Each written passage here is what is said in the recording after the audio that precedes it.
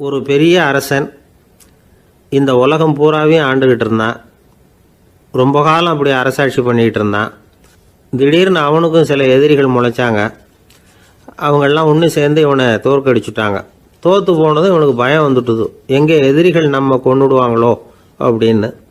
வெளியில் வந்தால் தனக்கு ஆபத்துன்னு பயந்துக்கிட்டு யாருக்கும் தெரியாமல் ஒரு குகைக்குள்ளே போய் பதுங்கி கிடக்கிறான். நிலைமையை பாருங்கள். முதல் நாள் அரண்மனையில் அதிகாரம் பண்ணிக்கிட்டு இருந்தவன் மறுநாள் குகையில் பயந்து போய் பதுங்கி கிடக்கிறான். ராத்திரி நேரம் வந்தது, பசி வயத்தை கிள்ளுது, பிச்சை எடுத்து சாப்பிட வேண்டிய நிலைமை. பிச்சை எடுக்கிறதுக்கு பாத்திரம் வேணுமே, என்ன பண்ணுறது அப்படின்னு அங்கேயும் இங்கேயும் பார்க்குறான். ஒரு மூலையில் யாரோ விட்டுட்டு போன ஒரு ஓடு கிடக்குது. அதை எடுத்துக்கிட்டு புறப்பட்டான். இருட்டில் வழி புரியல. ஏதோ ஒரு யூகத்தில் காலை மெதுவாக எடுத்து வச்சு நடந்து போயிட்டுருக்கிறான். வழியில் ஒரு கருப்பு நாய் படுத்து கிடந்தது. இருட்டில் அவன் இது கண்ணுக்கு சரியாக தெரியல. அவனுக்கு தவறி போய் காலை வச்சுட்டான் அது மேலே. நாய் சும்மா இருக்குமா, வள்ளுன்னு விழுந்து கடிச்சு விட்டுது. காலை பார்க்குறான், காலத்தையும் நினச்சி பார்க்குறான். அரண்மனையில் வீரக்கழல் அணிந்த காலை உடைய மன்னா அப்படின்னு புகழ்வாங்களே புலவர்கள்லாம். ஆனால் அது இன்றைக்கி நாய் கடித்த காலம் ஆயிட்டுதே அப்படின்னு நினைக்கிறான். அது மட்டும் இல்லை, முன்னாடியெல்லாம் பொற்கிண்ணங்களில் தான் அவன் சாப்பிடுவான். ஆனால் இப்போது உடஞ்சி போன ஓட்டு, அது ஓட்டை கையில் வச்சுக்கிட்டு நிற்கிறான். அதில் யாராவது சாப்பாடு போடுவாங்களான்னு. முன்னாடியெல்லாம் நிறைய பேர் அரண்மனைக்கு வருவாங்க. அரசருக்கு காணிக்கைன்னு சொல்லி இவன் காலடியில் கொண்டாந்து கொட்டுவாங்க. அப்போல்லாம் இவன் அந்த ஜனங்களுடைய முகத்தை திரும்பி கூட பார்க்கறதில்ல. ரொம்ப கர்வமாக உட்காந்துருப்பான். அதே ஆள் இன்றைக்கி எல்லார் கண்ணுலேயும் படுறது மாதிரி பிச்சை எடுத்துக்கிட்டு இருக்கிறான். அப்போலாம் காணிக்கைகளை தன்னுடைய கையால் வாங்கிறது தனக்கு கௌரவ குறைச்சல்னு நினச்சி தன்னுடைய வேலைக்காரங்களை விட்டு தான் அதை வாங்க சொல்லுவான். இப்போ பார்த்தீங்கன்னா அவனே தன் கையாலேயே பிச்சை வாங்குறான். நினச்சி பாருங்கள், அந்த மனுஷன் நாள் அரசன், மறுநாள் பிச்சைக்காரன். எவ்வளோ வித்தியாசம்! செல்வம் தான் இப்படி ஒரு வித்தியாசம் ஏற்படுறதுக்கு காரணம். அப்படிப்பட்ட செல்வம் வாழ்க்கையை நடத்துறதுக்கு நமக்கு தேவை தான். ஆனால் அதையே நாம் அடைய வேண்டிய பயனாக நினைக்கிறோம் பாருங்கள், அதுதான் வேடிக்கை. இதை நம்மாழ்வார் அழகாக ஒரு பாசுரத்தில் சொல்கிறார். ஒரு நாயகமாய் ஓட உலகுடன் ஆண்டவர், கருணாய் கவர்ந்த காலர், சிதைகிய பானையர், பெருநாடு காண இம்மையிலே பிச்சைதாம் கொள்வர், திருநாரணன் தாழ் காலம் பெற சிந்தித்து உய்மினோ அப்படிங்கிறார் நம்மாழ்வார். ஒரு பெரிய பணக்காரர் ஒரு துறை வீட்டை போய், சாமி என்கிட்ட நிறைய பணம் இருக்குது, இருந்தாலும் நிம்மதி இல்லை, என்னால் நிம்மதியாக இருக்க முடியல, என்ன காரணம்னு கேட்டாராம். உடனே அந்த துறவி இதுக்கு நேரடியாக பதில் சொல்லாமல் பக்கத்தில் நின்றுக்கிட்டு இருந்த ஒரு குழந்தைய கூப்பிட்டார். அது ஓடியாந்தது. ஒரு ஆப்பிள் பழத்தை எடுத்து அது கையில் கொடுத்தார். அதை வாங்கிக்கிட்டு குழந்தை சிரிச்சுது. இன்னொரு பழத்தை எடுத்து கொடுத்தார். அதை இன்னொரு கையில் வாங்கிட்டு சிரிச்சுது. மூணாவது ஆப்பிள் எடுத்து கொடுத்தார். 2 பழத்தையும் நெஞ்சில் அணைச்சிக்கிட்டு 3ஆவது பழத்தையும் வாங்கிறதுக்கு முயற்சி பண்ணிச்சு. ஆனால் அது உடனே நழுவி கீழே விழுந்து உருண்டு ஓடிச்சு. ஏற்கனவே இருந்ததும் விழுந்துட்டுது. இப்போ அந்த குழந்தை அழ ஆரம்பிச்சுட்டுது. இப்போ அந்த துறவி பணக்காரர்கிட்ட சொன்னாராம், குழந்தைய கவனிச்சியா, 2 ஆப்பிள் போதும்னு அது நினச்சிருந்தா இப்போ அது அழ வேண்டிய அவசியம் வந்திருக்குமா அப்படின்னாராம். எதுவுமே அளவுக்கு மிஞ்சினா துன்பந்தான். இந்த காலத்தில் இதெல்லாம் யார் காதில் வாங்குறாங்க? ஒருத்தனை நல்ல வழிக்கு கொண்டு வரணும்னு நினச்சி அவனை கூப்பிட்டு உட்கார வச்சு இந்த கதையை சொல்லிகிட்டு இருந்தாங்க. சொல்லிவிட்டு அந்த குழந்தை செஞ்சது தப்பு தானே அப்படின்னு கேட்டிருக்கிறாங்க. ஆமாம், தப்பு தான், நானாக இருந்தால் அப்படி செஞ்சுருக்க மாட்டேன் நானா இவன். 2 பழமே போதும்னு சொல்லியிருப்பியா அப்படின்னு கேட்டிருக்காங்க. அப்படி இல்லைங்க, அவர் கொடுக்க கொடுக்க ஒவ்வொரு பழமாக வாங்கி பின்னாடி வச்சுட்டு மறுபடியும் கையை நீட்டுவேன் அப்படிங்கிறானா. இவெல்லாம் எந்த காலத்தில் திருந்துறது? ஒரு ஊரில் ஒரு இளைஞன் இருந்தான். ஒரு நாள் அவன் ஒரு குருவை தேடிக்கிட்டு புறப்பட்டான். ஊரை விட்டு வெளியில் போனான். போகிற வழியில் ஒரு காடு. அந்த காட்டில் ஒரு மரத்தடியில் ஒரு பெரியவர் உட்காந்துருக்கிறார். அமைதியாக மௌனமாக அவர் அமர்ந்திருக்கிறார். இந்த பெரியவரை விசாரிக்கலாம், குருவை தேடி கண்டுபிடிக்கிறதுக்கு இவர் ஏதாவது ஒரு வழி சொல்லி கொடுப்பார் அப்படின்னு நினச்சிக்கிட்டு அவர் நெருங்கினான். ஐயா, எனக்கு ஒரு குரு தேவை, எங்கே கிடைப்பார், அவரை எப்படி அடையாளம் கண்டுபிடிக்கிறது, அதை பற்றி ஏதாவது விவரம் சொன்னீங்கன்னா நான் கண்டுபிடிச்சிக்குவேன் அப்படின்ட்டுருக்கான். பெரியவர் நிமிர்ந்து பார்த்தார். தம்பி, அது ரொம்ப சுலபம். அவர் வயசானவராக இருப்பார், என்னை விட சுமார் 30 வயசு அதிகமாக இருக்கும். அவர் ஒரு மரத்தடியில் தான் உட்காந்துருப்பார் அப்படின்ட்டுருக்கான். சரிங்க பெரியவரே, அது என்ன மாதிரியான மரம், எப்படி இருக்கும் அப்படின்னு கேட்டிருக்கான். பெரியவர் அந்த விவரங்களையும் சொல்லியிருக்கிறாரு. அது மட்டும் இல்லை, சந்திக்கிற நாள், நேரம், வினாடி முதற்கொண்டு எல்லா விவரங்களையும் துல்லியமாக சொன்னாராம். இவ்வளவு விவரங்களை இவரால் எப்படி சொல்ல முடியுது அப்படின்னு இவனுக்கு ஆச்சரியம். இருந்தாலும் அந்த பெரியவர் கடைசியாக ஒரு விவரம் சொன்னார். அது என்ன தெரியுமா? எப்படியும் நீ அவரை சந்திக்கிறதுக்கு ஒரு 30 வருஷம் ஆகும் அப்படின்னு சொல்லிவிட்டாராம். ரொம்ப நன்றிங்க பெரியவரே அப்படின்னு சொல்லிவிட்டு அந்த இளைஞன் புறப்பட்டுருக்கான். இப்போ அவனுக்கு குரு பற்றின விவரம் எல்லாம் கிடைச்சிட்டுது, சந்திக்கிற நேரமும் தெரிஞ்சுட்டுது. ஆனால் 30 வருஷம் அவரை தேடி அலைய வேண்டியிருக்குமே. அவன் தேட ஆரம்பித்தான். காடு மலை எல்லாம் சுற்றி அலைஞ்சான். பல வருஷங்கள் தேடினான். அழுத்து போயிட்டான். கடைசியில் அவனுக்கும் வயசாகிட்டுது. கடைசியில் தன்னுடைய சொந்த ஊருக்கே திரும்பி போயிட்டு இருந்தான். அங்கே ஒரு மரத்தடியில் அவன் தேடிக்கிட்டு இருந்த குருநாதர் கிடைச்சார். யார் அவருன்னா, 30 வருஷத்துக்கு முன்னாடி வழி சொல்லி கொடுத்தாருல அதே பெரியவர். அவருக்கு இப்போ 30 வயசு அதிகமாக இருந்தது. அதே மரம். அன்னைக்கு பெரியவர் சொன்ன அடையாளம் இப்போ பொருத்தமாக இருந்தது. இப்போ அந்த பெரியவர் சொன்னார், சரியாக வந்து சேர்ந்துட்டேன், வா, உனக்காக தான் நான் இவ்வளவு காலமும் காத்துக்கிட்டு இருந்தேன் அப்படின்னாரான். என்ன சொல்கிறீங்கன்றிருக்கான். 30 வருஷத்துக்கு முன்னாடி என்கிட்ட வந்தியே, அப்போவே என் காலம் வந்து முடிஞ்சு போயிருந்தது. அப்போவே என்ன உனக்கு அடையாளம் தெரியல, அதனால் இவ்வளவு காலம் உனக்காக காத்துட்டு இருக்கும்படி ஆயிட்டுது அப்படின்னாராம். ஐயா, அப்போவே நீங்கள் சொல்லியிருக்கலாமே, இதுதான் 30 வருஷம் கழித்து நீ சந்திக்க போகிற இடம், நான் தான் உன்னுடைய குரு அப்படின்னு சொல்லியிருக்கலாமே அப்படின்ட்டுருக்கான். அந்த பெரியவர் சிரிச்சுக்கிட்டே இதுக்கு பதில் சொன்னாராம். நான் எவ்வளவோ விவரமாக தான் சொன்னேன், நீ சரியாக புரிஞ்சிக்கல. காரணம், அப்போ நீ போதுமான அளவுக்கு பக்குவம் பெற்றிருக்கவில்லை. அதனால் புரியும் சக்தி இல்லாமல் போயிட்டுதப்போ 30 ஆண்டு காலம் நீ அலைஞ்சி தெரிஞ்சிருக்கிற. அது காரணமாக இப்போ உனக்கு அந்த பக்குவம் வந்துட்டுது. அதனால தான் அடையாளம் காண முடிஞ்சது, நானே உன்னுடைய குரு அப்படின்னாராம். இதுலேருந்து என்ன தெரியுதுன்னா, ஆன்மீகத்தில் மாணவனாக சேர்றதுக்கு கூட ஒரு பக்குவத்தன்மை தேவைப்படுது. ஒரு பெரிய ஞானி, அவர்கிட்ட சீடனாக இருக்க ஒருத்தன் வந்தான். எதிரில் நின்னான். ஞானி அவனை வெகு நேரம் உற்று பார்த்தார். அப்புறம் சொன்னார், சீடனாக இருக்கிறது ரொம்ப சிரமம்னார். நான் தயாராக இருக்கிறேன்னா. அது இன்னமும் சிரமமாச்சே, இங்கே வந்து குருவாக இருக்கிறது மட்டுமே சுலபம் அப்படின்னாராம். அப்படின்னா நான் குருவாகவே ஆயிடுறேன் அப்படின்னானா. இது போலவே இந்த காலத்தில் கதை ஒன்று உண்டு. ஒரு பள்ளிக்கூடத்தில் வகுப்பு ஆசிரியர் மாணவனை திட்டிக்கிட்டு இருந்தார். டேய், நீ 100க்கு 10 மார்க்கு தான் வாங்கிட்டு இருக்க. இவ்வளவு மோசமாக நீ படித்தா கடைசியில் மாடு மேய்க்கிறது கூட லாய்க்கு இல்லாதவனா ஆயிடுவேன். அதுக்கப்புறம் என்ன செய்ய போகிறேன் அப்படின்னாராம். பையன் தலையை சொரிஞ்சிக்கிட்டே சொன்னானா, சார் அப்படின்னா ஒன்று செய்கிறேன் அப்படின்னானா. இவர் கேட்டிருக்கார், என்ன செய்ய போகிறேன்னு. வேற என்ன சார், உங்களை மாதிரி ஒரு ஆசிரியர் ஆகிடுறேன் அப்படின்னானா. ஒரு ஊரில் ஒரு மன்னர் இருந்தார். அழகான அரண்மனையில் அவர் இருந்தார். அந்த அரண்மனையை விட அழகாக ஒரு மாளிகையை அந்த ஊர்லேயே வேற ஒருத்தன் கட்டியிருந்தான். அப்படி கட்டி முடித்ததில் அவனுக்கு ரொம்ப பெருமை. எத்தனையோ செல்வந்தர்கள்லாம் வந்து பார்த்துட்டு, இந்த மாளிகையை விலைக்கு கொடுத்துட்றியா, எவ்வளவு விலை சொன்னாலும் சரி நாங்கள் வாங்கிக்கிறதுக்கு தயாராக இருக்கோம் அப்படின்னு சொல்லி கேட்டு பார்த்துட்டாங்க. நான் இதை விற்கிறதுக்கு தயாராக இல்லை அப்படின்னு சொல்லிவிட்டான். அவ்வளவு சிறப்பாக கலை அம்சத்தோடு அதை கட்டி முடிச்சிருக்கிறான். அதுவே ஒரு பெரிய அரண்மனை மாதிரி இருந்ததுன்னா பார்த்துங்களேன். சுற்றிலும் அழகான பூந்தோட்டம். ஒரு நாள் அவன் எங்கேயோ வெளியூர் போயிட்டு திரும்பி வந்துக்கிட்டு இருக்கிறான். அப்போது அந்த மாளிகை தீப்பெட்டி எரிஞ்சிக்கிட்டு இருக்கு. பதறி போட்டான். விலைக்கு கேட்டவங்க யாராவது இதை செஞ்சுருக்கணும், இல்லைன்னா மன்னரே செய்த சதியோ என்னவோ, இப்படிலாம் அவனுக்கு சந்தேகம். ஒரு மூலையில் உட்காந்து அழ ஆரம்பிச்சிட்டான். அந்த சமயத்தில் அவனுடைய மகன் அங்கே ஓடி வந்தான். அப்பா, அழாதீங்க, இதை நான் நேற்று ராத்திரியே நம்ம ஊர் மன்னருக்கு விற்றுட்டேன். இதை கட்டி முடிக்க நமக்கு எவ்வளவு செலவாச்சோ அதை போல் 3 மடங்கு விலைக்கு விற்றுட்டேன். கவலைப்படாதீங்க, இதை விட அழகான மாளிகையை நாம் புதுசாக கட்டிக்கலாம்னா. இதை கேட்டதும் அழுதுகிட்டு இருந்தவன் அழுகையை நிறுத்தினான். சிரிக்க ஆரம்பிச்சிட்டான். இதே இடத்த நான் வந்து மன்னர்கிட்ட இருந்து விலைக்கு வாங்குவேன், இதை விட அழகான மாளிகையை கட்டுவேன் அப்படின்னு சுற்றி நின்று எல்லார்கிட்டையும் சொல்லிக்கிட்டு இருந்தான். இந்த சமயத்தில் அவனோட இளைய மகன் ஓடி வந்தான். அப்பா, அண்ணன் சொன்னதெல்லாம் சரிதான், மன்னர்கிட்ட விலை பேசினதெல்லாம் உண்மைதான், ஆனால் விற்றது பேச்சு அளவில் தான். இனிமே தான் பத்திரம் வாங்கணும், எழுதணும், நீங்கள் கையெழுத்து போடணும், பதிவு பண்ணணும், மன்னர்கிட்ட பணம் வாங்கணும். அதுக்காகத்தான் உங்களை எதிர்பார்த்துக்கிட்டு இருந்தோம். அதுக்குள்ளே இப்படி ஆயிட்டுதுன்னா. இப்போ சிரிச்சுக்கிட்டு இருந்தவன் சிரிப்பை நிறுத்தினான். மறுபடியும் குழந்தை மாதிரி அழ ஆரம்பிச்சிட்டான். இது ஒரு சம்பவம். இதிலிருந்து என்ன தெரியுது? அந்த அழகான மாளிகை தன்னுடையது அப்படின்னு நினைக்கும் பொழுது அவனுக்கு அழுகை வந்தது. அது தன்னுடையது இல்லை அப்படின்னு நினைக்கிற போது சிரிப்பு வந்தது. மறுபடியும் அது தன்னுடையது தான் அப்படிங்கிற உணர்வு வரும்பொழுது அழுகை. எது எதிலிருந்து நீ நீங்கி இருக்கிறாயோ அது அதிலிருந்து உனக்கு துன்பம் இல்லை அப்படிங்கிறார் திருவள்ளுவர். இந்த உடம்பு என்னுடையதில்லை அப்படிங்கிற உணர்வு வந்துட்டா அது ஒரு பெரிய நிலை. அந்த நிலை வந்து வரணும். எல்லாத்தையும் பயன்படுத்திக்கலாம், ஆனால் பற்றில் விழுந்துடக்கூடாது. உலகத்தில் இருங்கள், ஆனால் உலகத்தவராக இருக்காதீர்கள்.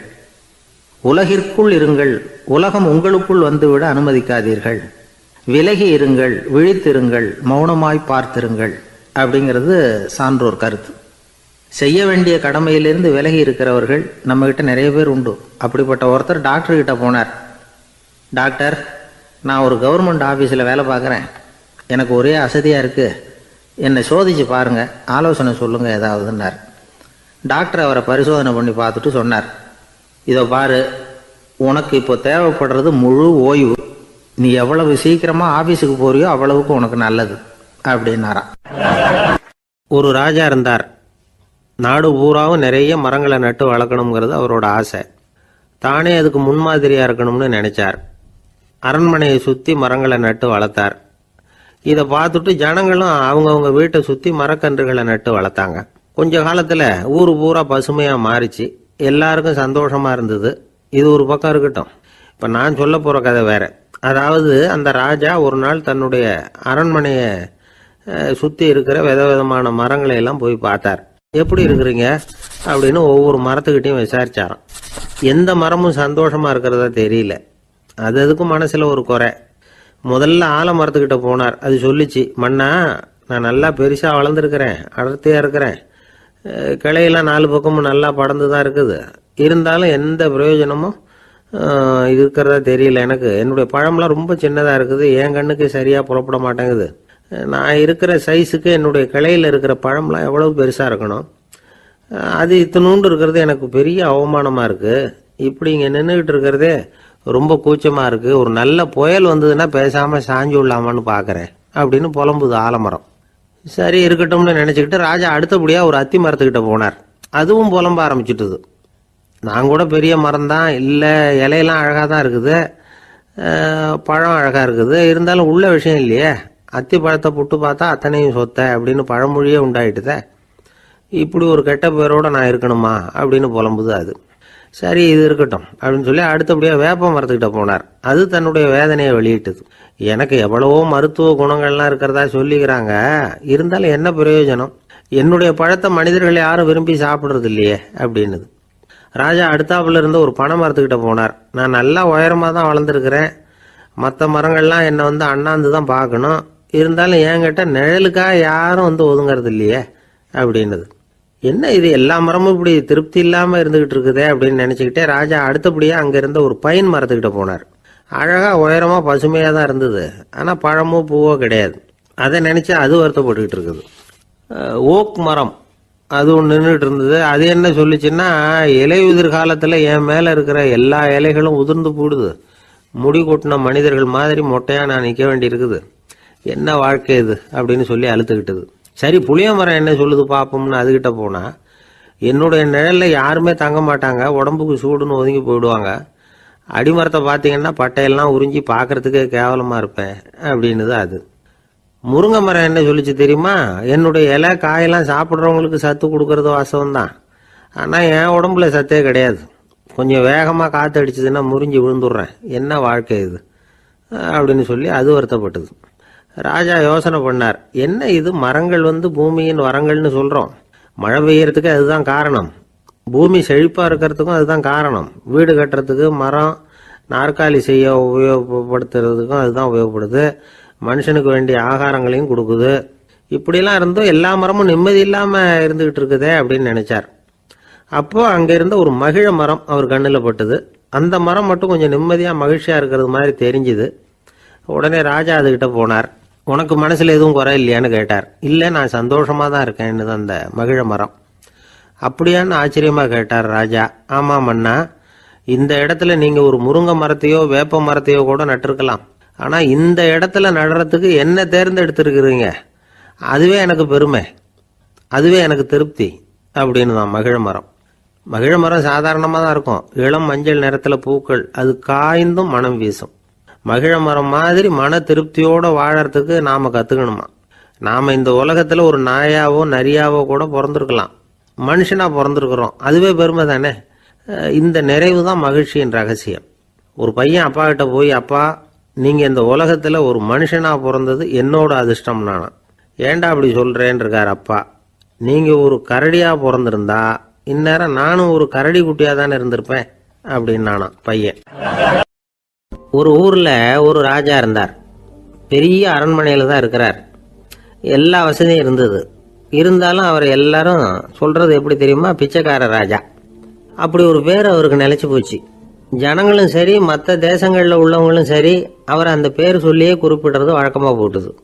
இது அவருக்கு ரொம்ப கவலையாக போச்சு. என்ன இது, நம்மளை தேடி வர்றவங்களுக்கெல்லாம் நாம் சோறு போடுறோம், நம்ம புகழ்ந்து பாடல் ஏற்றி கொண்டு வர்ற புலவர்களுக்கெல்லாம் அவங்க எப்படி வந்தாலும் ஒருவேளை சோறு போடணுங்கிறது உத்தரவு. இவ்வளவுலாம் செஞ்சும் நம்மளை போய் பிச்சைக்கார ராஜான்னு எல்லாரும் சொல்கிறாங்களே, அது ஏன், எதுக்காக இப்படி சொல்கிறாங்க? இதுதான் ராஜாவுக்கு குழப்பம். சரி, இதை பற்றி நம்ம அமைச்சர்கள் கிட்ட கேட்கலாமா அப்படின்னு யோசனை பண்ணார். இந்த விஷயத்தை போய் அவங்ககிட்ட எப்படி கேட்கறதுன்னு அவருக்கு தயக்கமாக இருந்தது. கௌரவ குறைச்சலாக தெரிஞ்சுது அவருக்கு. சரி, சாதாரண குடிமக்கள்கிட்ட இதை பற்றி கேட்கலாமா அப்படின்னு யோசனை பண்ணார். கேட்கலாம், ஆனால் அவங்க யாரும் ராஜா முன்னாடி வந்து நின்று தைரியமாக பேசக்கூடிய அளவுக்கு இல்லை. ராஜாவோட குழப்பம் நாளுக்கு நாள் அதிகமாக போச்சு. கடைசியாக அவர் ஒரு முடிவுக்கு வந்தார். அதாவது இதை பற்றி ஒரு பிச்சைக்காரங்கிட்டே கேட்டு பார்த்துட்டா என்ன. இதுதான் அவர் பண்ண முடிவு. உடனே மாறு வேஷம் போட்டுக்கிட்டு நகர்வலம் போனார். ஒரு பிச்சைக்காரனை கண்டுபிடிச்சார். இதை பாருப்பா, நம்ம ராஜாவை எல்லாரும் பிச்சைக்கார ராஜான்னே சொல்கிறாங்களே, அதுக்கு என்ன காரணமாக இருக்கும் அப்படின்னு கேட்டார். அதுக்கு அவன் சொல்கிறான், இதுக்கான பதிலை இன்னும் ஒரு 30 நாளில் சொல்கிறேன் அப்படின்னா. உடனே இவருக்கு சந்தோஷம். உண்மையை அவங்ககிட்ட சொன்னார். நான் வேற யாரும் இல்லை, நான் தான் இந்த நாட்டு ராஜா. இப்போ நீ என் கூடவே வந்துடு, அரண்மனையிலேயே தங்கிக்கோ. 30 நாள் கழித்து எனக்கு பதில் சொல்லிவிட்டு அதுக்கப்புறமா நீ போகலாம் அப்படின்னு சொல்லி அழைச்சிட்டு வந்துட்டார். அரண்மனையில் ஒரு மூலையில் அவன் தங்கறதுக்கு இடம் கொடுத்தார். தினம் 2 வேளையும் இவனுக்கு சோறு போடுங்க அப்படின்னு உத்தரவு போட்டார். ராஜா கொடுத்த இடத்துல போய் உக்காந்துக்கிட்டான் அந்த பிச்சைக்காரன். தினமும் அந்த அரண்மனையில் நடக்கிறதையெல்லாம் கவனிச்சிட்டு வந்தான். வேளைக்கு சாப்பாடு வரும், சாப்பிட்டுக்கிட்டு இருக்கான். இப்படி 30 நாள் முடிஞ்சுது. ராஜா வந்தார். என்ன, என்னோட கேள்விக்கு பதில் என்னன்னு கண்டுபிடிச்சிட்டியான்னார். கண்டுபிடிச்சிட்டேன்னா. என்ன எல்லாரும் பிச்சைக்கார ராஜான்னு சொல்கிறாங்களே, அது நியாயமாக படுதா உனக்குன்னு கேட்டார். நியாயமாக தான் படுது, சந்தேகம் இல்லாமல் நீங்கள் பிச்சைக்கார ராஜா தான். என்னதான் நீங்கள் வசதியோடவும் படைபலத்தோடவும் இருந்தால் கூட நீங்கள் எங்கள் வர்க்கத்தை சேர்ந்த ஆசாமி தான் அப்படின்னு அடித்து சொல்லிவிட்டான் அந்த ஆள். எதனால் அப்படி சொல்கிறேன்னு கேட்டார் இவர். அரசே, ஒரு உண்மையை கண்டுபிடிச்சி சொல்கிறதா நான் உங்ககிட்ட சொன்னேன். நீங்கள் ராஜ பரம்பரைன்னா உடனே உங்கள் கழுத்தில் கிடக்கிற முத்து மாலையை கழட்டி பரிசாக கொடுத்துருப்பீங்க, பொண்ணையும் மணியையும் கொடுத்துருப்பீங்க. ஆனால் நீங்கள் அப்படி செய்யலை. என்னை ஒரு மூலையில் உட்கார வச்சு 2 வேளை சோறு போட சொன்னீங்க. உங்களை தேடி யார் வந்தாலும், யார் வந்து பாராட்டி பேசினாலும் அல்லது பிரச்சனைகளை சொன்னாலும் நீங்கள் செய்கிற ஒரே காரியம் சோறு போடுறது தான். பிச்சைக்காரனுக்கு சோறு மட்டும்தான் உலகம். உங்கள் விஷயத்திலையும் நீங்கள் அப்படி தான் நினைக்கிறதாக தெரியுது. நல்லா கவனிங்க. எந்த ஒரு பிரச்சனைக்கும் சோறு தான் முடிவுன்னு நினைக்கிறீங்க பாருங்க. நீங்கள் சந்தேகமில்லாத எங்களை சேர்ந்த ஆளு தான் அப்படின்னு விட்டான் அந்த பிச்சைக்காரன். அதுக்கப்புறம் தான் அந்த ராஜா தன்னுடைய தவறுகளை எல்லாம் தேர்த்திக்கிட்டாராம். பசின்னு வர்றவங்களுக்கு சோறு தான் போடணும், அது தப்பு இல்லை. பாராட்ட வர்றவங்களுக்கெல்லாம் சோத்தையே போட்டு அனுப்புனா இப்படி தான் பேர் வரும். எனக்கு தெரிஞ்ச ஒருத்தர் தினமும் யாராவது ஒருத்தரை தன் வீட்டுக்கு அழைச்சிட்டு போவார், சாப்பாடு போட்டு அனுப்புவார். முன்னறிவிப்பு இல்லாமல் திடீர்னு ஒரு விருந்தாளியோட வீட்டில் போய் இவர் நிற்கிறது வழக்கம். அந்த அம்மாவும் இவருக்காக தயார் பண்ணி வச்சிருந்ததை இவர் அழைச்சிட்டு வந்திருக்கிற விருந்தாளிக்கு போட்டுருவாங்க. விருந்தாளி சாப்பிட்டுட்டு போனதுக்கப்புறம் இவர் மனைவி கிட்ட உனக்கு சிரமம் வேணாம் அப்படின்னு சொல்லிவிட்டு பக்கத்தில் உள்ள ஒரு ஹோட்டலுக்கு போய் காசு கொடுத்து சாப்பிட்டுட்டு வந்துடுவார். பல நாள் இப்படி நடக்கும். ஒரு நாள் அவரை தனியாக கூப்பிட்டுக்கிட்டு போய் ஏன் இப்படி பண்ணுறீங்கன்னு கேட்டோம். அதுக்கு அவர் சொல்கிறாரு, எங்கள் வீட்டு சாப்பாட்டிலேருந்து தப்பிக்கிறதுக்கு எனக்கு வேற வழி எதுவும் தெரியல சார், அதனால தான் இப்படி பண்ணிட்டு இருக்கிறேன் அப்படின்னார் ரொம்ப பரிதாபமாக. ஆந்திர நாட்டில் ஒரு அரசர் இருந்தார். அந்த அரசர்கிட்ட ஒரு அமைச்சர் இருந்தார். அந்த அமைச்சர் பேர் ராயண பாஸ்கர். அவர் ஒரு பெரிய அறிவாளி. அது மட்டும் இல்லை, மிகச்சிறந்த கொடையாளி. யார் எது கேட்டாலும் இல்லைன்னு சொல்ல மாட்டாராம். அதன் காரணமாகவே அவர்கிட்ட இருந்த செல்வம் நாளுக்கு நாள் குறைஞ்சிக்கிட்டே வந்துட்டு தான். கடைசியில் குடும்பத்துக்குன்னு எதுவும் வைக்காமலே அவர் போய் சேர்ந்துட்டார். மகனும் இறந்துட்டார். அந்த குடும்பத்தில் மிஞ்சி இருந்தது அவருடைய மருமகள், ஒரு பேரன், அவ்வளவுதான். இருந்த ஒரே சொத்து பழுதடைஞ்ச ஒரு வீடு. அந்த அம்மா மற்ற வீடுகளில் வேலை செஞ்சு தன்னுடைய பிள்ளைய படிக்க வச்சுக்கிட்டு வராங்க. அந்த புள்ள ஒரு பெரிய வள்ளலுடைய பேரன்கிறது அந்த பள்ளி வாத்தியார்களுக்கும் தெரியும். அதனால் அவங்களும் இவங்ககிட்ட கொஞ்சம் அன்பாகவும் அக்கறையாகவும் பழகி பாடம் சொல்லி கொடுத்துக்கிட்டு இருக்கிறாங்க. ஒரு நாள் ஒரு புகழ்பெற்ற கவிஞர் ஒருத்தர் அந்த பள்ளிக்கூடத்துக்கு வந்திருக்கிறார். ஆசிரியர்கள்கிட்ட பேசிக்கிட்டு இருந்தப்போ ஒரு செய்தியை சொன்னாராம். ராயண பாஸ்கருங்கிற வள்ளல் எனக்கு நிறைய உதவிகள் செஞ்சிருக்கார், என்னை பாராட்டி பரிசுகள்லாம் கொடுத்துருக்கிறார். அந்த வள்ளல் வாழ்ந்த கிராமத்தை பார்க்கணுங்கிறதுக்காக தான் இப்போ இங்கே வந்திருக்கிறேன் அப்படின்னாராம். ஆசிரியர் உடனே இந்த பையனை கூப்பிட்டு, இதை பாருங்கள், இவன் யார் தெரியுமா, நீங்கள் குறிப்பிடுகிற அந்த வள்ளலின் பேரன் அப்படின்னு அறிமுகப்படுத்தினாராம். கவிஞரின் கண்களில் ஆனந்த கண்ணீர். அந்த பரவச நிலையிலேயே அந்த வள்ளலை பற்றி கவி பாட ஆரம்பிச்சிட்டாராம். இந்த சின்ன பையன் அதை கேட்டிருக்கிறான். உடனே என்ன பண்ணான் தெரியுமோ, தன் கையில் அணிஞ்சிருந்த ஒரு பொன் வளையலை கழட்டி அந்த கவிஞருக்கு பரிசாக கொடுத்துட்டானான். எல்லாருக்கும் ஆச்சரியம். தாத்தா இருக்கும் நிலையில் கொடுத்தார், பேரன் இல்லாத நிலையிலையும் கொடுக்குறான். பையனை எல்லாரும் பாராட்டினாங்களாம். இருந்தாலும் அவனுக்குள்ள ஒரு பயம் எதுவும் ஆரம்பமாச்சு. பள்ளிக்கூடம் விட்டு வீட்டுக்கு வரும்பொழுது அந்த பயம் இன்னும் அதிகமாயிட்டுது. அம்மா என்ன சொல்லுவாங்களோ தெரியலையே, ஏதோ திடீர்னு தோணிச்சு வளையல கட்டி கொடுக்கணும்னு கொடுத்துட்டோம். குடும்பம் இருக்கிற நிலையில் இப்படி நான் செஞ்சது தப்பா, வீட்டு செலவுக்கே அம்மா எவ்வளவு கஷ்டப்படுறாங்க, வீட்டுக்கு போனதும் என்ன நடக்குமோ தெரியலையே அப்படின்னு நினச்சி பயந்துக்கிட்டே அவன் வீட்டுக்குள்ளே அடி எடுத்து வைக்கிறான். அம்மா கூப்பிட்டு சாப்பாடு போட்டாங்க. அவங்க கண்ணில் படக்கூடாதுங்கிறதுக்காக ஒரு கையை பின்னாடி மறைச்சிக்கிட்டே இருந்தான். அம்மா இதை கவனிச்சிட்டாங்க. உன் கையை ஏன் அப்படி வச்சிருக்கிற, உன் கைக்கு என்னாச்சு, ஏதாவது அடிபட்டு போச்சா அப்படின்னு கேட்டுக்கிட்டே கையை எடுத்து பார்க்குறாங்க. வளையல காணலை. வளையல் எங்கே அப்படின்னு கேட்குறாங்க. இவன் தயங்கிக்கிட்டே நடந்ததை சொல்கிறான். அதை கேட்டதும் அந்த அம்மாவோட முகம் கோபத்தால் சவுந்து போச்சான். முட்டாளே, என்ன காரியம் பண்ண அப்படின்னு கன்னத்தில் அரைஞ்சிட்டாங்களாம். அம்மா என்னை அடிக்காத, ஏதோ தெரியாமல் தப்பு பண்ணிட்டேன் அப்படின்ட்டுருக்கான். மகனே, வளையலை கொடுத்ததுக்காக நான் உன்னை அடிக்கலை அப்படிங்க, பின்ன எதுக்கு அடித்தேன்னு கேட்டிருக்கான். உன் பாட்டனார் ஒரு பெரிய வள்ளல், அவர் எதையும் பாதி வேலையை செய்யறதில்ல, அவருடைய பேரை நீ அரைகுறை வேலை செஞ்சுட்டு வந்திருக்கிற அப்படின்னாங்களாம். என்னம்மா சொல்கிறேன்ருக்கான். நீ ஒரே ஒரு வளையலை மட்டும்தானே கட்டி கொடுத்துருக்குற, கொடுக்கறதா இருந்தால் ரெண்டையும் சேர்த்துல கொடுத்துருக்கணும், அதுதானே உங்கள் தாத்தாவுக்கு பெருமை அப்படின்னாங்களாம். அம்மா தெரியாமல் இப்படி செஞ்சுட்டேன், உங்ககிட்டையும் அரை வாங்கிட்டேன் அப்படி இப்படின்னு அவன் சொல்லியிருக்கிறான். இப்போ அம்மா கொஞ்சம் இருங்க, அந்த கவிஞர் இன்னைக்கு நம்ம ஊரில் தான் தங்கியிருப்பார், நாளைக்கு காலையில் தான் அவர் எங்கே இருக்காருன்னு விசாரித்து இன்னொரு வளையலையும் கொடுத்துட்றேன் அப்படின்ட்டுருக்கான். மகனே, நல்ல செயல்களையெல்லாம் நாளைக்குன்னு ஒத்தி போடாத, நாளைக்கு என்ன நடக்குங்கிறது யாருக்கு தெரியும், இப்போவே போ, எங்கே இருக்காருன்னு பாரு அப்படின்ட்டுருக்காங்க. மகன் புறப்பட்டான். பள்ளி ஆசிரியர்கிட்ட போய் கேட்டானா அந்த கவிஞர் எங்கே இருக்காருன்னு. அவர் சொன்னாராம். உடனே போய் அவர் இருக்கிற இடத்துல கதவை தட்டியிருக்கான். ராத்திரி நேரத்தில் இவனை கண்டதும் அவருக்கு ரொம்ப ஆச்சரியம். இவன் இன்னொரு கை வளையலையும் எடுத்து நீட்டியிருக்கான். அவர் திகைச்சு போய் நிற்கிறார். அவரால் என்ன பண்ணுறதுன்னே தெரியல. ஆனந்த கண்ணீர். இது பெரியவர்கள் கூற கேட்ட ஒரு வரலாறு. இன்னைக்கு இப்படிப்பட்டவங்களை பார்க்க முடியுமா? வறுமை வள்ளல் தன்மையை ஒன்று செய்து விடாதுங்கிறதுக்கு இது ஒரு உதாரணம்.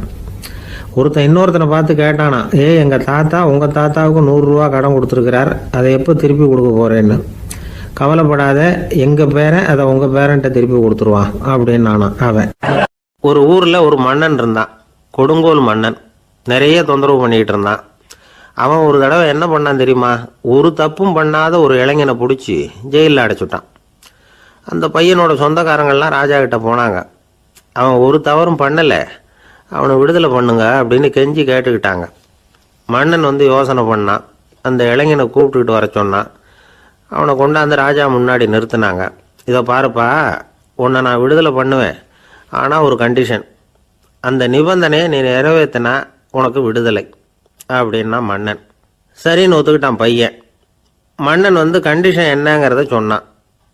உங்ககிட்ட ஒரு செம்மறி ஆட்டை கொடுக்க போகிறேன், 1 மாதத்துக்கு அதுக்கு தேவையான தீனியையும் கொடுக்க போகிறேன். 1 மாதம் கழித்து அந்த ஆட்டை எடை போட்டு பார்ப்பேன். அந்த ஆட்டின் எடை கொஞ்சம் கூட கூடி இருக்கக்கூடாது. எடை கூடி இருந்தால் உனக்கு விடுதலை கிடையாது. என்ன சொல்கிற அப்படின்னா. பையனுக்கு ஒன்றும் புரியல, பயமாக போட்டுது. குழம்பிக்கிட்டே நின்றுக்கிட்டு இருக்கிறான். சரி, ஒரு நாள் டைம் தரேன், நல்லா யோசனை பண்ணி பார்த்துட்டு நாளைக்கு உன் முடிவை சொல்லு அப்படின்னா மன்னன். பையன் கவலையோடு வெளியில் வந்தான். அங்கே ஒரு பெரியவர் நின்றுக்கிட்டு இருந்தார். அவர்கிட்ட விஷயத்தை சொன்னான். அந்த பெரியவர் இந்த பையனுக்கு காதோட காதாக ஒரு வழியை சொல்லி கொடுத்தார். அதை கேட்டதும் பையன் மறுபடியும் மன்னன் முன்னாடி நின்னா, உங்கள் நிபந்தனையை ஏற்றுக்கிறேன்னு சொன்னான். மன்னன் ஒரு ஆட்டுக்குட்டியையும் அதுக்கு 1 மாதத்துக்கு தேவைப்படுற தீவனத்தையும் கொடுக்கும்படியாக உத்தரவு போட்டான். கொடுத்தாங்க, ஓடிட்டு போயிட்டான். 1 மாதம் தினமும் தவறாமல் அந்த தீவனத்தை ஆட்டுக்குட்டிக்கு போட்டுக்கிட்டு இருக்கிறான். 1 மாதம் கழித்து அந்த ஆட்டை அரண்மனைக்கு ஓட்டிகிட்டு போனான். மன்னன் அதை எடை போட்டு பார்க்குறான், எடை கூடவே இல்லை, அப்படியே தான் இருக்குது. உடனே போட்ட நிபந்தனைப்படி அந்த இளைஞனை வந்து விடுதலை பண்ணிவிட்டான். சரி, ஆட்டுக்கு எடை கூடாமல் இருக்கிறதுக்கு அந்த பெரியவர் சொல்லி கொடுத்த யோசனை என்ன அப்படின்னா, அது வேற ஒன்றும் இல்லை. அந்த ஆட்டுக்கு எதிரில் அது கண்ணில் படுற மாதிரி ஒரு ஓநாயை கட்டி போட சொன்னார். அவ்வளவுதான். ஆட்டுக்கு ஓநாய்ங்கிறது பிறவி பகை. ஓநாயை பார்த்தா ஆடு நடுங்க ஆரம்பிச்சிரும், அவ்வளவு பயம். தினமும் அந்த ஆடு பயந்துக்கிட்டே தீனி சாப்பிட்டுது, எடை கூடல. அதுதான் ரகசியம். இது வந்து சின்ன பிள்ளைங்களுக்கான ஒரு கதை. இதிலேருந்து தெரிஞ்சுக்க வேண்டிய உண்மை என்னன்னா, நாமெல்லாம் சாப்பிட்றப்ப மனசும் உடம்பும் அமைதியாக இருக்கணும். அப்போதான் அது உடம்புல விட்டும். அவசரத்துலையும் பயத்துலையும் சாப்பிட்டா அது சரியா ஜீரணம் ஆகாது. இன்னொரு ராஜா இருந்தார். அவரும் ஒரு இளைஞனை ஜெயிலில் அடைச்சி விட்டார். விடுதலை பண்ணணும்னா ஒரு கண்டிஷன்னார். என்னன்னு கேட்டான். ஒரு ஆட்டுக்குட்டியை அவன் முன்னாடி கொண்டாந்து நிறுத்துவேன், நீ அதுக்கிட்ட ஒரு கேள்வி கேட்கணும், அதுக்கு சரியான பதிலை சொல்லணும். அப்படி செஞ்சுட்டா உனக்கு விடுதலைன்னார். இளைஞன் யோசனை பண்ணி பார்த்தான், சரின்னு ஒத்துக்கிட்டான். அது பிரகாரமே ஆட்டுக்குட்டியை பதில் சொல்ல வச்சுட்டான். என்ன நடந்தது தெரியுமா? ஆட்டுக்குட்டியை கொண்டாந்து நிறுத்தினாங்க. இவன் மெதுவாக அதுகிட்ட போனான். அது காதுகிட்ட போய் ஏப்ரலுக்கு விவசாயிகள் வந்து அவங்க விவசாயம் முன்னேறி இருக்கிற அளவுக்கு விவசாயிகளுடைய வாழ்க்கை தரம் முன்னேறலை. அந்த அளவுக்கு அவர்கள் வந்து நாட்டுக்காக உழைச்சிக்கிட்டு இருக்கிறாங்க. அந்த காலத்திலே அதை பற்றி ஒரு கதை சொல்றது உண்டு. ஒரு வயசான ஆள் நிலத்தில் ஏறு ஊதுகிட்டு இருந்தாராம். கிழிஞ்சு போன ஒரு சின்ன துண்டை தான் இடுப்பில் கட்டியிருந்தாராம். தலையில் ஒரு கந்தலை சுற்றி இருந்தார். உடம்பு பூரா சேரு, ரொம்ப ஏழை. ஏறு ஓட்டிகிட்டு இருக்கிறவர் வேற எப்படி இருப்பார்? இருந்தாலும் அந்த ஆள் ரொம்ப ஜாலியாக பாட்டு பாடிக்கிட்டே ஏறு ஊதுகிட்டு இருந்தாராம். உடம்புல தான் அவர் ஏழையை தவிர மனசில் ஒரு ஏழையா தெரியல. அந்த சமயத்தில் அந்த நாட்டு ராஜா அந்த பக்கமாக குதிரை மேலே வந்தாராம். வேட்டைக்கு போயிட்டு பரிவாரங்களோடு திரும்பி வந்துகிட்டு இருக்கிறார். ரொம்ப செல்வ செழிப்புல இருக்கிற ராஜா அவர். அவரும் இந்த வயசான விவசாயியை பார்த்துருக்கார். இந்த ஆள் ரொம்பவும் ஏழைங்கிறது அவர் பார்த்தாவே பளிச்சுன்னு தெரியுது. கட்டிக்கிறதுக்கு நல்ல துணி இல்லை, உடம்போ இழைச்சி போயிருக்குது, வயிறு முதுகுல போய் ஒட்டிக்கிட்டு இருக்கு, கண்ணு குழு விழுந்து போயிருக்குது. ஆனாலும் முகத்தை பார்த்தா சந்தோஷமா இருக்கிற மாதிரி இருக்கு. இவ்வளவு உற்சாகமா பாடிக்கிட்டு இருக்கிறாரே அப்படின்னு ஆச்சரியமா நினைச்சு பார்த்தார் அந்த ராஜா. சரி, அவர்கிட்ட கொஞ்சம் பேச்சு கொடுத்து பார்க்கலாம் அப்படின்னு முடிவு பண்ணார். ஐயா பெரியவரே, இப்படி கொஞ்சம் வர முடியுமான்னாராம். பொழுது போறதுக்குள்ள நான் இந்த வயல் பூரா உழவு ஓட்டி ஆகணும், அதனால பேசுறதுக்கு நேரம் இல்லை அப்படின்னாராம் அந்த பெரியவர். என்ன அவ்வளவு அவசரமா? மீதி இருந்தா நாளைக்கு உழுவக்கூடாதா? அது சரி, உனக்கு எத்தனை ஏக்கர் நிலம் இருக்கு அப்படின்னு விசாரிச்சிருக்கார் ராஜா. எனக்குன்னு சொந்தமா உள்ளங்கை அளவு கூட நிலம் கிடையாது. இது எங்க முதலாளியோட நிலம். இதை பூராவும் உழுது முடிச்சாதான் அவர் கூலி கொடுப்பார். நான் கூலிக்கு உழுதுகிட்டு இருக்கிறேன். உங்ககிட்ட பேசிக்கிட்டு இருந்தா அவருக்கு துரோகம் பண்ணது மாதிரி ஆயிடும் அப்படின்னாராம். ராஜா குதிரையை விட்டு கீழே இறங்கினார். வரப்புல நடந்து அந்த பெரியவர்கிட்டயே போனாராம். சரி, ஒரு நாள் பூரா உழுதான் உனக்கு எவ்வளவு கூலின்னு கேட்டிருக்கார். 8 அணா கூலி கிடைக்கும்னாராம் அவர். இது ரொம்ப காலத்துக்கு முன்னாடி நடந்த ஒரு சம்பவங்கிறதுனால அப்ப 8 அணா கூலிங்கிறது ரொம்ப பெருசு. இருந்தாலும் அதுவும் அந்த ராஜாவுக்கு பெரிய கூலியா தெரியல. இவ்வளவுதானா, இதை வச்சுக்கிட்டு நீ எப்படி காலம் தள்ளுற அப்படின்னாராம். ஒன்னும் கவலை இல்லை அப்படின்னாராம் அவரு. ராஜாவுக்கு ரொம்ப ஆச்சரியமா போச்சு. 8 அணா கூலி வாங்குற இந்த ஆளு கவலை இல்லாம இருக்கிறார், ஏராளமான வசதியோட இருக்கிறன்னா கவலை இல்லாம வாழ முடியலையே அப்படின்னு நினைச்சு பார்த்திருக்கார். அது சரி, 8 அணாவில் எப்படி குடும்பம் நடத்துற அப்படின்னு கேட்டாராம். எனக்கு கிடைக்கிற 8 அணாவில் 2 அணா குடும்பத்துக்கு செலவழிக்கிறேன், 2 அணா பழைய கடனுக்கு கொடுக்குறேன், 2 அணா வந்து தர்மம் செய்யறேன், 2 அணா வட்டிக்கு கொடுக்குறேன், ஒரு குறையும் இல்லைன்னாராம். ராஜாவுக்கு ஒன்றும் புரியல. எனக்கு ஒன்றும் புரியலேன்னு இருக்காரு. ஐயா, எனக்கும் என் மனைவிக்கும் 2 அணா செலவாகுது. வயசான அம்மா அப்பா இருக்கிறாங்க, சின்ன வயசுல என்னை காப்பாத்தினவங்க அவங்க. அந்த கடனுக்கு 2 அணா செலவாகுது, அது பழைய கடன். என் தங்கச்சி ஒருத்தி ஆதரவு இல்லாத நிலைமையில தன்னுடைய மகனோட என் வீட்டுல வந்து இருக்கிறா. அவளுக்கும் அவள் மகனுக்கும் 2 அணா செலவு பண்றேன், அது தர்மம். எனக்கு 2 பிள்ளைங்க இருக்கிறாங்க, அவங்களுக்கு 2 அணா செலவு பண்றேன், அது வட்டிக்கு கொடுக்கறது மாதிரி. பிற்காலத்துல அவங்க எங்களை காப்பாத்துவாங்க. அந்த வகையில நான் திருப்தியோட வாழ்ந்துட்டு இருக்கிறேன் அப்படின்னாராம். ராஜாவுக்கு அர்த்தம் புரிய ஆரம்பிச்சுதான். அந்த பெரிய நிலத்தை விலை கொடுத்து வாங்கி அந்த பெரியவருக்கே தானமா கொடுத்துட்டாராம். இப்போ ஊழவருக்கே நிலம் சொந்தமாயிட்டுது. அன்னையிலிருந்து அரசனுக்கும் ஆறுதல் கிடைச்சுதான். இப்படி ஒரு கதை சொல்லுவாங்க. 8 அணா வருமானத்தை வச்சுக்கிட்டு எப்படி காலத்தை தள்ளுறதுன்னு சொல்றதுக்காக இந்த கதையை சொல்றதாக யாரும் தப்பா நினைச்சுக்க கூடாது. கிடைக்கிறத எப்படி பங்கு போடுறார், எப்படி திருப்தியா வாழறார் அப்படிங்கிறது தான் முக்கியம். அது மாதிரி இன்றைக்கு இந்த பொங்கல் திருநாள்ல உழவர்கள் மனசு மகிழ்ச்சியா இருந்ததுன்னா அது எல்லாரும் மகிழ்ச்சியா இருக்கிறது மாதிரி அர்த்தம். அதனால அவர்கள்ட்ட இருந்து நாம பாடம் கத்துக்கணும். சில உழவர்கள் தங்கள் நிலத்துல விளையறத தாங்கள் சாப்பிட மாட்டாங்க, அடுத்தவங்கள்ட்ட வித்துட்டு சந்தையில போய் வேற அரிசி வாங்கிட்டு வந்துதான் இவங்க சாப்பிடுவாங்க. அப்படிப்பட்ட விவசாயிகள்லாம் இது உண்டு. பங்கிடுகிற பண்பை உழவர்கள்ட்ட இருந்து கற்றுக்கொள்ளுங்கள் அப்படிம்பாங்க. ஒரு ஆள் நிம்மதியா மகிழ்ச்சியா இருந்தானா உங்க நிம்மதிக்கும் மகிழ்ச்சிக்கும் என்ன காரணம்னு கேட்டிருக்காரு இன்னொருத்தர்.